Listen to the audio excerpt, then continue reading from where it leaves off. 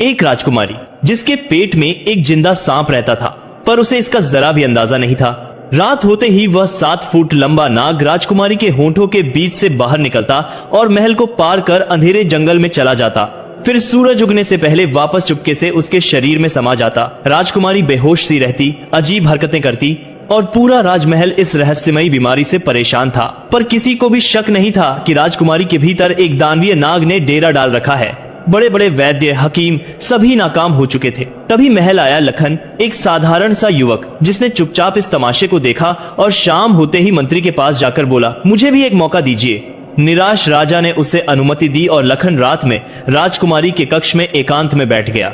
जैसे ही घड़ी ने रात के 12 बजाए, लखन की आंखें फटी की फटी रह गईं। अचेत पड़ी चंद्रकला के मुंह से वो भयानक नाग बाहर निकल आया। वह दीवारों की छाया चीरता जंगल में गायब हो गया और रात के अंतिम पहर लौटकर फिर से उसके अंदर समा गया।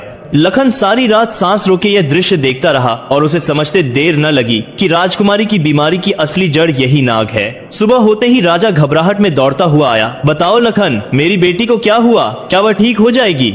लखन शांत स्वर में बोला, महाराज, मैंने सच जान लिया है। ईश्वर ने चाहा तो राजकुमारी अवश्य ठीक होगी, लेकिन मुझे एक रात और चाहिए। बस एक तलवार और मिट्टी से भरी हुई एक बड़ी बाल्टी का प्रबंध करवा दीजिए। राजा ने तुरंत आदेश दिया और अब पूरा महल केवल एक ही इंतजार कर रहा था, रात का वह घड़ी जब राजकुमारी की किस्मत तय होनी थी। अगले पार्ट के लिए लाइक और सब्सक्राइब करें।